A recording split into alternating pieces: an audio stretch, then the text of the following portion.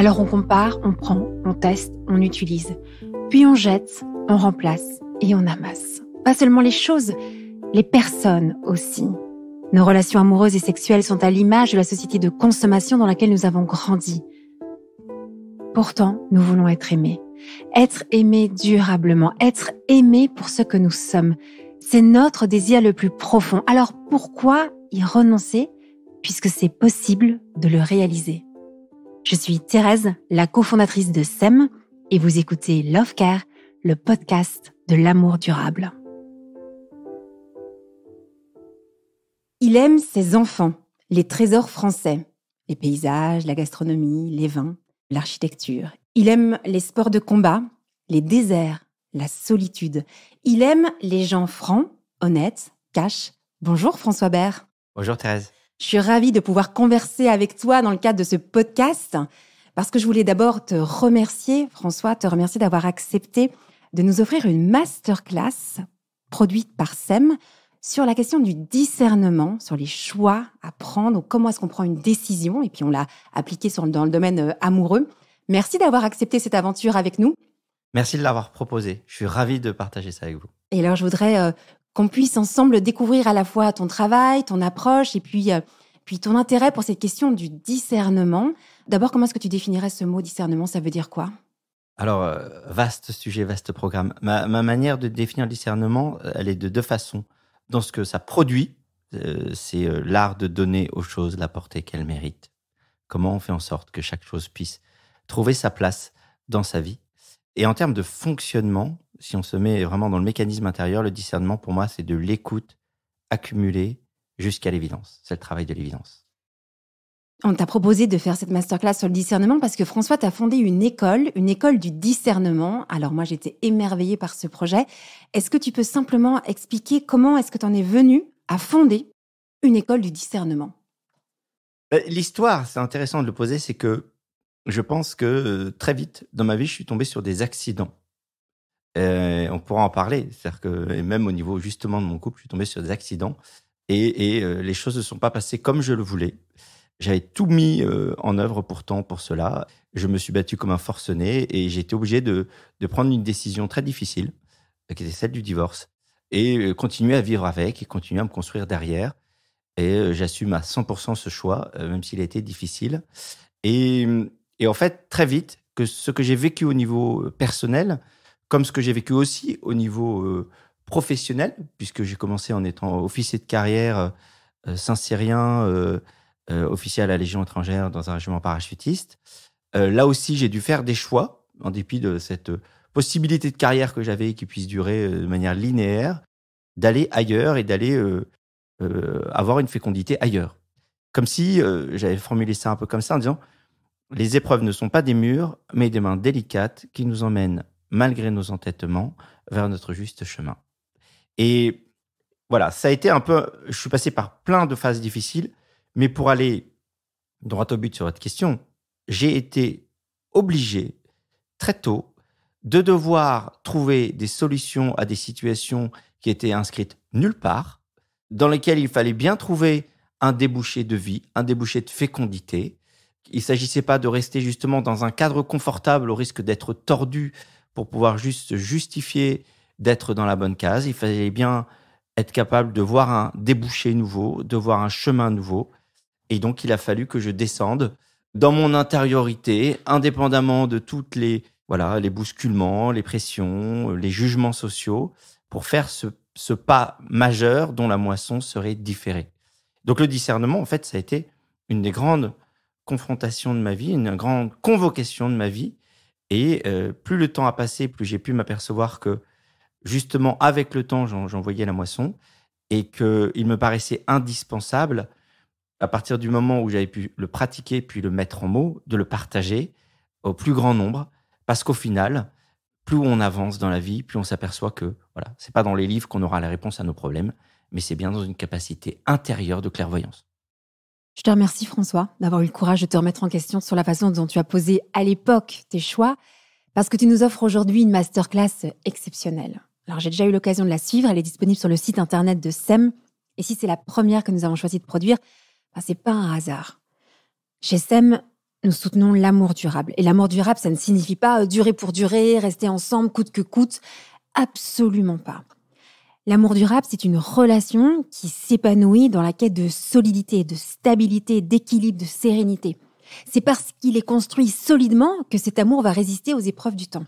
Tu vois, un peu comme une maison construite sur des fondations solides, elle résiste aux tempêtes. Ou un vêtement fabriqué avec des matériaux de qualité résiste à l'usage.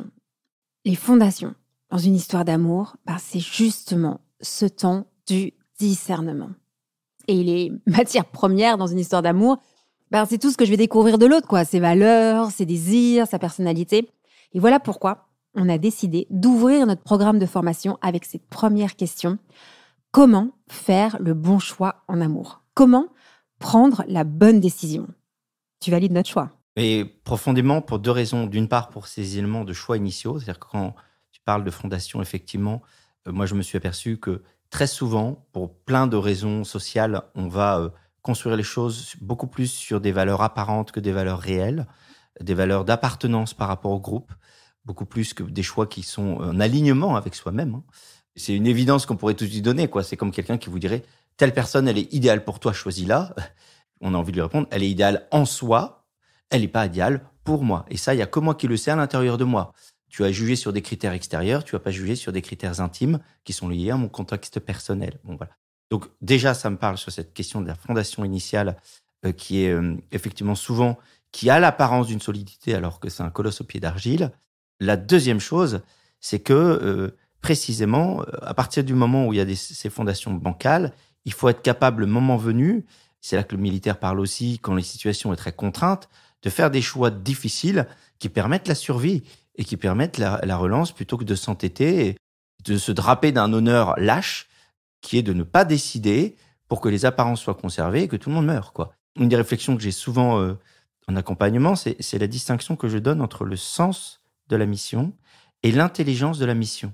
C'est bien en écho par rapport à ce que tu dis de la durée. C'est-à-dire que le sens de la mission, c'est un attachement moral à la mission qui est une très belle valeur tant que la mission ne bouge pas. Et c'est une valeur qu'on demande en général aux échelons. Plus ils se rapprochent de l'exécution, plus on demande que ce soit une valeur forte.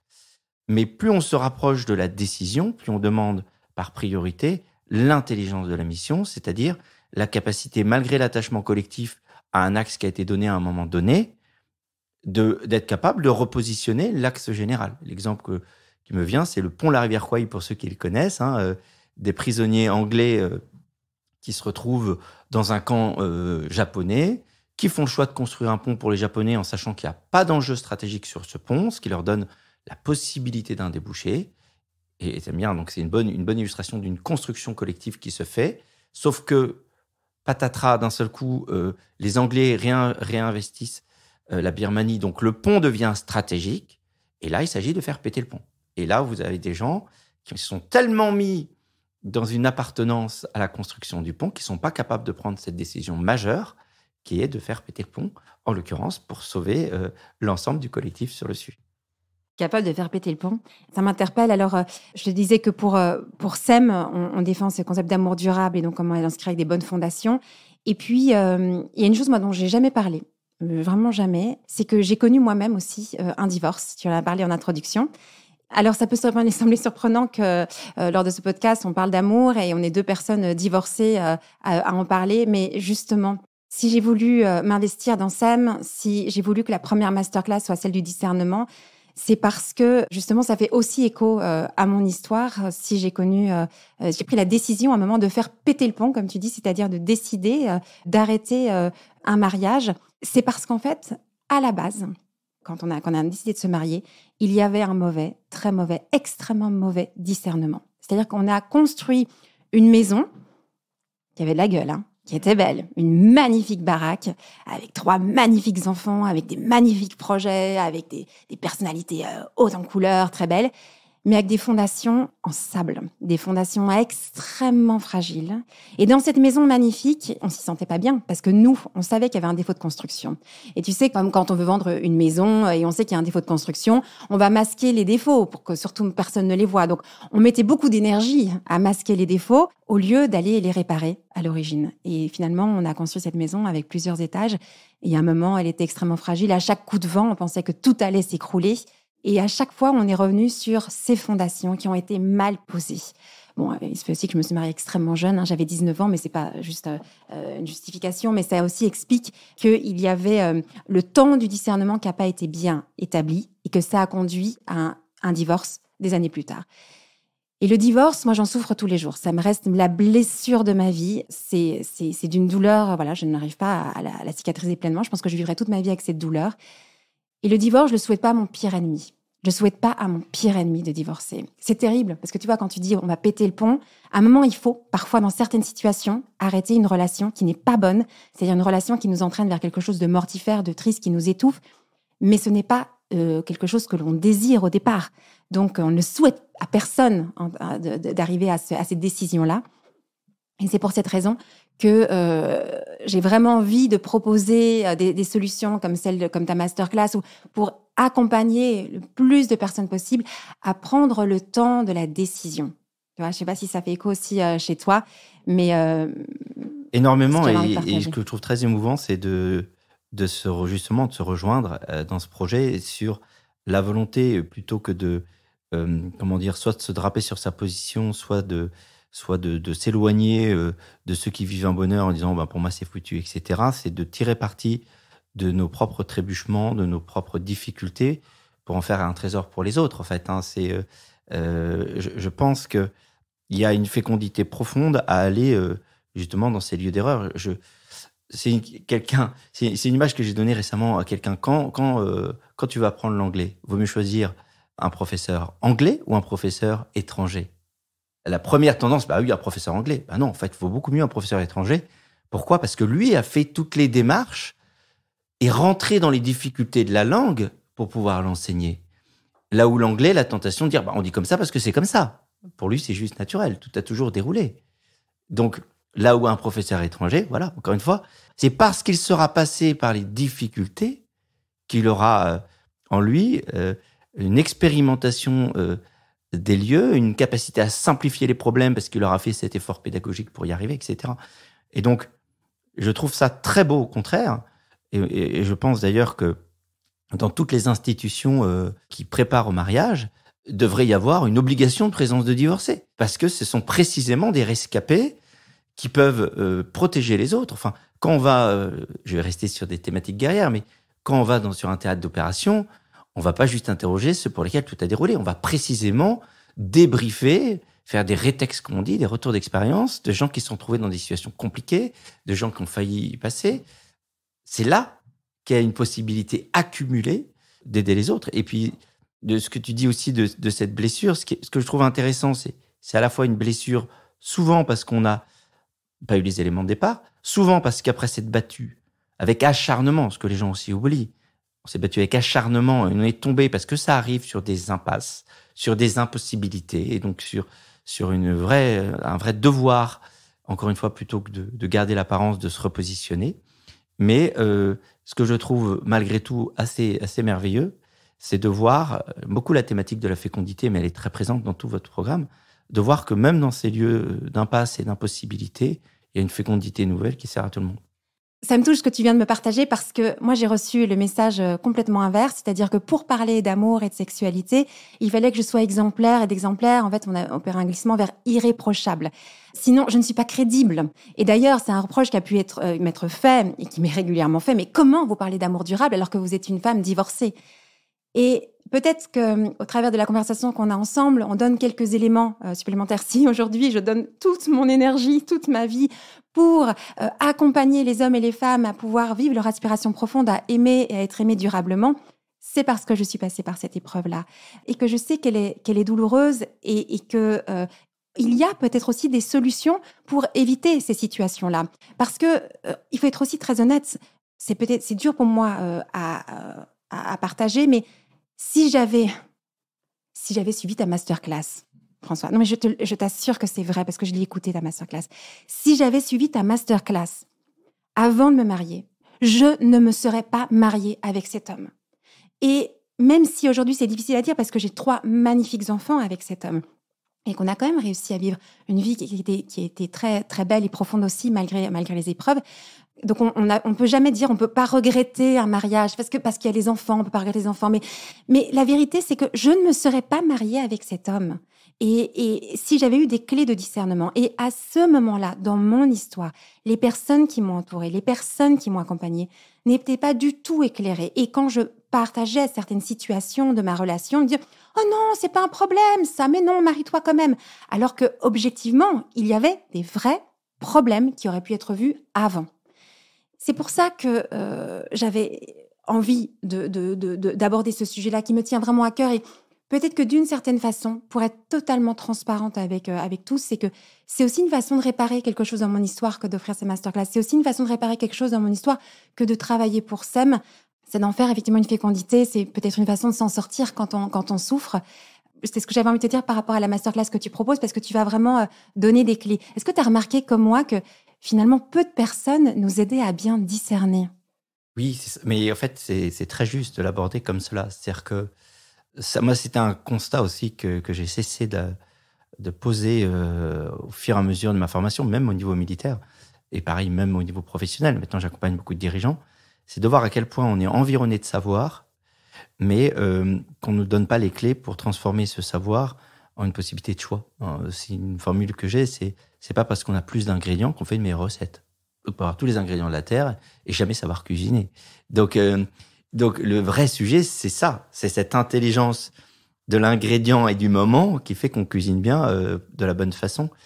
Et c'est en ça qu'il y aurait pour moi, en tout cas c'est vers quoi je pousse, un vrai devoir, une vraie nécessité d'investir ce champ majeur. Enfin, quand on voit énormément de scandales qui sortent aujourd'hui à pas mal de niveaux, dans la vie, encore une fois, dans la vie politique, dans la vie des entreprises, dans la vie religieuse, vous dites à chaque échelon, il y a un manque patent de discernement, un manque patent d'appréciation des choses.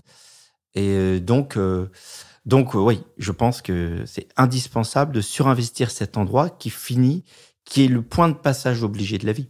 Il suffit pas d'avoir une tête bien faite. Moi, quand je me suis engagée, j'avais une tête très bien faite. J'avais énormément réfléchi. Je m'étais énormément formée sur les questions d'amour. Et c'est comme si tout était dans ma tête. J'avais une belle intelligence. Mais c'était pas passé dans ces questions du discernement. Est-ce que tu pourrais en dire plus sur cette différence entre ce savoir? On peut savoir beaucoup de choses sur l'amour, la sexualité, sur le couple, et pourtant manquer de discernement. Oui, mais j'ai 2 images là-dessus. C'est savoir tout sur tout, c'est une ambition de dictionnaire. Voilà. Donc, c'est quelqu'un, on pose la question, il répond quelque chose de déjà su. C'est une logique de certitude.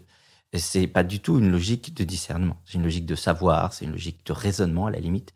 Et donc, pour moi, cette première image qui est très intéressante, c'est de voir comment le savoir, encore une fois, n'a pas la case connexion. On peut dire que le savoir est un logiciel, le discernement est le Wi-Fi qui lui donne une portée précise dans un contexte particulier. Et donc, voilà, c'est du savoir sans connexion. Et du savoir sans connexion, il est à côté de la plaque. L'autre idée, mais qui est un peu en écho là-dessus, que je développe beaucoup dans la masterclass, c'est de dire le raisonnement dit ce qui est bon en soi. Le discernement dit ce qui est bon maintenant pour moi. Ça change tout. Et comment est-ce qu'on fait pour apprendre à bien discerner? Alors, l'idée, c'est d'abord de se connaître, parce qu'on a un rapport naturel au discernement qui n'est pas le même. C'est tout le travail que j'ai fait sur les personnalités, c'est-à-dire qu'il y a des chefs naturels, qu'on le veuille ou non. Les gens qui auraient besoin de s'en convaincre n'ont qu'à aller voir la politique et voir, voilà, on a beaucoup de ventes et de savoir accumulé, mais il n'y a pas beaucoup de discernement. Donc d'abord se connaître pour savoir son biais là-dessus.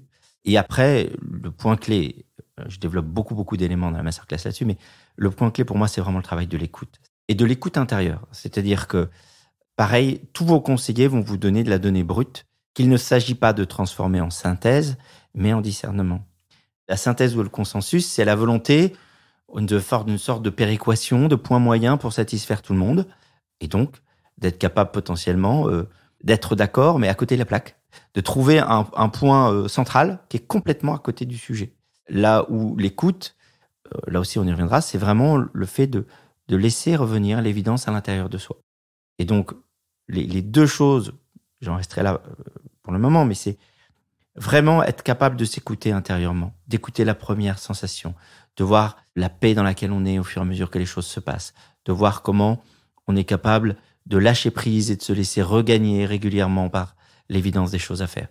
Et la deuxième chose, c'est, pour moi, c'est pas pour rien que j'ai dit que j'aimais la solitude, même si je n'aime pas que la solitude, c'est qu'on ne peut rien faire de durable si on n'a pas une possibilité d'apprivoiser sa solitude. Je pense beaucoup aux jeunes qui nous écoutent et auxquels souvent je pose la question de la solitude et qui me répondent, en croyant avoir la bonne réponse, rassurez-vous, pour moi, c'est très bien, je la gère, la solitude, je n'y suis jamais confronté. Je ne suis jamais seul. J'ai toujours quelque chose, j'ai toujours quelqu'un, j'ai toujours quelque chose à faire. Non, vous pouvez pas être dans une possibilité de trajectoire partagée avec quelqu'un si vous êtes une particule volante, si vous êtes complètement bousculé, ballotté par les événements, par les autres, par les likes, par les images. Donc, le fait d'être capable de se confronter à sa solitude, c'est vraiment creuser en soi une possibilité d'avoir une clairvoyance intérieure. Alors, il y a cette solitude dont tu parles, et puis aussi, donc on parlait de cette aide bien faite, d'intelligence. On pourrait très bien se dire, pour vivre un amour durable, on va donner des recettes. Et il y a d'ailleurs pas mal de personnes qui ont proposé, des associations, des projets, des livres, réussir son couple, réussir son mariage, et il y aurait des recettes à suivre. Personnellement, ça m'a mis toujours extrêmement mal à l'aise, toutes ces propositions-là, comme si l'amour était quelque chose à réussir. Pourquoi ça met mal à l'aise ? Parce qu'on pourrait tomber dans quelque chose qui serait de l'ordre du volontarisme. C'est que quand tu te dis, en fait, c'est ça qui est bien de faire, par exemple, le mariage, c'est bien pour différentes raisons, c'est bon pour soi, pour les autres, pour sa famille, et à un moment, je vais m'entêter, je vais faire preuve de volonté. Ce volontarisme, est-ce que tu peux un peu en parler ? Oui, il est clé. On en parle beaucoup dans un des podcasts sur ce que j'appelle les 3 couches de la personnalité. Ce qui est très intéressant, c'est que le volontarisme, en fait, vient de ce que on s'est positionné, non pas sur l'axe calme de sa volonté et de ses choix, et de sa personnalité, et de ses choix, mais beaucoup plus sur la volonté de correspondre. Et là-dessus, il y a 2 choses. Il y a la correspondance à des modèles familiaux parfois inconscients. Quand je dis modèles familiaux, je parle pas de système de valeurs, je parle beaucoup plus de la manière dont on est validé. Si par exemple j'ai un père très expert, je vais tout faire pour montrer que je suis un expert, même si je suis un surdoué de la relation ou un surdoué de la décision. Et donc il y a un problème de le volontarisme, une volonté de correspondre à un modèle, souvent inconsciemment, qui ne correspond pas du tout à son être. Et l'autre côté de la correspondance, c'est par rapport, encore une fois, à une société qui est de plus en plus portée vers l'image. C'est-à-dire volonté d'instagrammer sa vie sans cesse et de pouvoir continuer à dire aux gens, regardez comme je suis parfait, regardez l'image est parfaite, regardez j'ai retoiletté. C'est du mensonge, c'est juste du mensonge organisé. Voilà. Et donc, toute l'idée pour moi, c'est de redescendre dans les profondeurs de soi pour être en vérité. J'ai formulé ça aussi comme ça en disant les échecs amoureux viennent souvent de ce qu'on a donné rendez-vous à l'autre avec quelqu'un d'autre que soi-même. Forcément, ça peut pas marcher. Voilà. Et l'image que j'associe à ça, sur le côté volontarisme, c'est l'image de l'escalade. En escalade, on fait pas tout avec les bras. Donc, dès qu'on est dès le départ dans une démarche de preuve, dans une démarche qui est très tournée vers l'extérieur, on veut avoir les bras gonflés pour montrer la démonstration de preuve, montrer à quel point on est fort. Et en fait, très vite, on est en limite de capacité. Pourquoi ? Parce que ce qui porte vraiment une ascension, ceux qui font de l'escalade le savent, ce sont les jambes. C'est beaucoup moins visible, beaucoup moins honorable que les bras musclés, mais c'est là qu'est la poussée. Voilà. Donc, je pense à l'entourage, aux personnes qui entourent, par exemple, un jeune couple. Oui, ce qui est très intéressant sur l'entourage, c'est ça. C'est-à-dire que l'entourage, le boulot de l'entourage, c'est non pas soit de rassurer, soit de masquer, soit de se donner bonne conscience en balançant un scud pour dire j'ai dit ce qu'il fallait.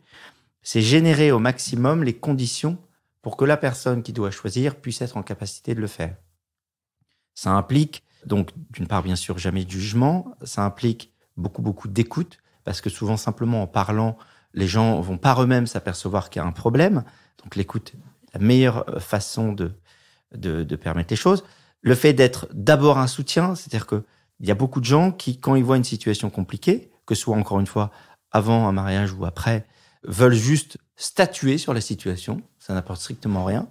Et donc, ils vont être capables de balancer un jugement et laisser la personne toute seule. Donc, ça l'enferme d'autant plus dans une possibilité de faire la mauvaise décision. La politique de l'accueil inconditionnel marche à tous les coups. Parce que soit la personne est juste dans une passade difficile, elle reprend des forces, elle repart et les choses redémarrent. Soit elle a des bonnes raisons de de s'inquiéter, et auquel cas, elle peut mettre les choses en configuration. Le nombre de gens qui veulent juger une situation au lieu d'accueillir ne se rendent pas compte à quel point ils ont une responsabilité dans la décision mauvaise qui pourra être prise derrière, ou la manière dont elle sera conduite. Voilà. Et puis même dans la manière de formuler, c'est vraiment ce que je préconise, c'est qu'à chaque fois, il faut donner aux gens des éléments objectifs pour que par eux-mêmes, ils s'approprient leur choix. Il ne faut pas leur donner justement des méthodes toutes faites ou des vérités absolues. On revient sur les discernements. Le discernement, c'est une lecture intime d'un contexte personnel, d'une évidence personnelle que personne ne pourra restituer parce qu'on n'est pas à l'intérieur des gens. Par contre, il faut leur donner, encore une fois, présenter les choses de manière la plus limpide possible pour qu'ils puissent s'emparer par eux-mêmes de la manière d'y voir clair. Voilà. Je te remercie d'insister sur ce point aussi de l'écoute. Moi, je pense que notre problème numéro 1 dans notre société, c'est qu'on ne sait pas écouter. On ne sait pas s'écouter soi et du coup, on ne sait pas écouter les autres. Et ce manque d'écoute nous conduit à prendre des mauvaises décisions. Je pense vraiment, je te parlais tout à l'heure de quand j'étais plus jeune, avant de me marier, il y avait des choses que je confiais et les personnes autour de moi ne savaient pas écouter. Elles jugeaient. Mais non, c'est pas grave, ne t'inquiète pas.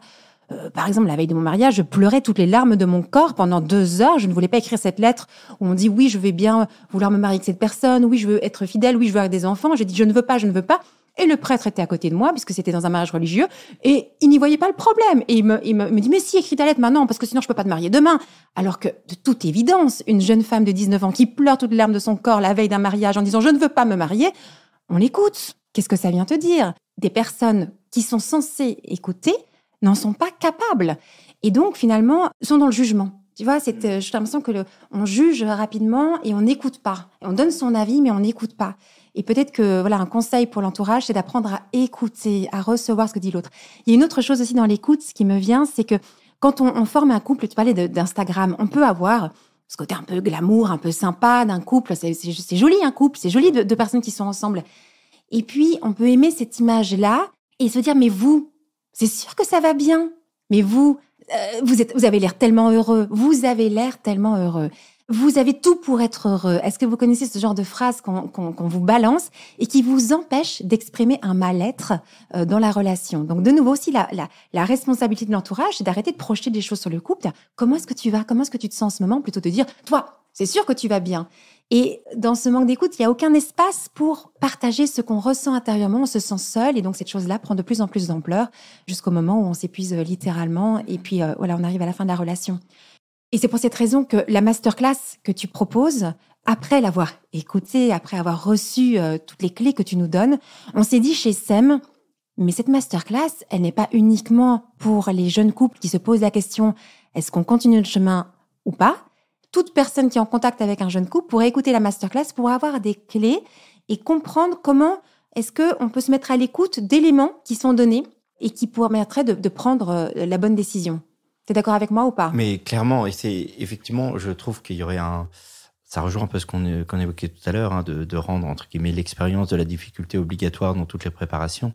Donc, il y a des témoins de cette difficulté-là. Je pense qu'il y a un besoin vital et ce serait vraiment génial pour moi, pour tous les accompagnateurs, de participer à cette démarche de fond sur le discernement. Parce qu'on est vraiment là aussi au cœur du sujet, là où on va dire que les deux tentations, ce sera soit l'attachement désordonné à l'image ou à la règle, soit, juste prendre soin des gens sans être capable de comprendre davantage ce dont ils ont besoin. Il y a une différence, entre guillemets, si j'ose dire, entre juste donner des forces à quelqu'un pour qu'il retourne dans la fournaise ou être capable, justement, par une qualité d'écoute, de voir qu'il ne s'agit pas de renforcer quelqu'un qui se mure dans une situation destructrice, mais d'abord de l'équiper pour qu'il s'en retire. Voilà. Souvent, c'est un peu, c'est pas grave, retourne-y, je te donne des forces, tu vas droit au carton, mais c'est pas grave. C'est là qu'on articule le soin donné de la clairvoyance, l'écoute pure des gens, de l'écoute aussi des situations. Puis ça peut commencer très tôt, parce que ici, on a une masterclass sur la question de la relation, mais toutes les clés que tu donnes, elles sont valables pour les décisions en général qu'on prend dans la vie. D'ailleurs, et c'est nous qui t'avons proposé de venir donner toutes ces clés et transmettre ce savoir et cette connaissance, cet art du discernement appliqué à nos relations. Donc, dans tous les cas, je veux dire, c'est valable pour nous tous, pour toutes les décisions qu'on peut prendre. François, tu sais que j'ai toujours énormément de plaisir à converser avec toi sur cette question du discernement qui est un fil rouge dans ta vie et dans la mienne aussi. C'est notre point commun. C'est comme ça qu'on s'est retrouvés à vous proposer aujourd'hui cette masterclass pour SEM. Si on devait peut-être juste s'arrêter sur une chose que tu as découverte ces dernières années et que tu voudrais transmettre à celles et ceux qui nous écoutent, quelque chose que tu voudrais leur partager. Oui, ce que j'aimerais sans doute leur partager, c'est ça, c'est que le discernement, en somme, c'est l'écoute de la réalité dans sa complexité. Et la réalité demeure là où la raison, l'apparence, l'image, l'imagination passent. Tandis que la réalité revient comme une marée d'évidence, calme, souveraine. Elle s'impose à vous, presque malgré vous, et que donc, à partir du moment où vous vous mettrez dans une configuration d'écoute réelle, ayez cette sérénité de ce que j'appelle un peu la moisson différée. C'est-à-dire que plus vous vous accrochez aux choses, plus vous voulez à tout prix que les choses vivent plus parce que il y a la pression extérieure, parce que c'est votre configuration mentale, et plus vous allez vous retrouver dans une situation inextricable. Plus vous lâchez prise, plus les choses, d'ailleurs, quelle que soit l'orientation, que ce soit pour demeurer ou que ce soit pour prendre des choix difficiles, les choses reviendront, s'installeront en vous. Rien ne pourra remplacer cette force intérieure de l'accueil et de l'écoute de l'évidence. L'écoute de l'évidence. Moi, je repars avec vraiment cela. Et je te remercie infiniment pour cette masterclass qui est magnifique, que je recommande à tout le monde. Et moi-même qui suis sur ces sujets-là, j'ai appris vraiment énormément de choses nouvelles. Donc, merci beaucoup, François, pour ta générosité. Et merci pour cette conversation aussi. Pour la première fois, on a pu parler l'un et l'autre de situations très personnelles, mais pour servir celles et ceux qui nous écoutent, pour leur permettre de vivre un amour heureux, un amour durable, qu'on leur souhaite de tout notre cœur. Merci beaucoup, puis à très bientôt, je l'espère. Si vous désirez l'amour durable, retrouvez toutes les propositions de SEM sur notre site internet sem.co et sur nos réseaux sociaux Instagram et Facebook. Si vous êtes un professionnel du love care, rejoignez la communauté SEM. Et pour semer avec nous cette vision de l'amour, mettez un avis ou 5 étoiles sur votre plateforme d'écoute pour soutenir ce podcast. Venez signer notre manifesto et surtout, parlez de SEM autour de vous. Parlez-en à vos amis, à vos familles, à vos collègues qui ont tant besoin d'être outillés et accompagnés pour vivre leur désir le plus profond, aimer et être aimés durablement. Ensemble, nous réussirons à opérer la révolution de l'amour.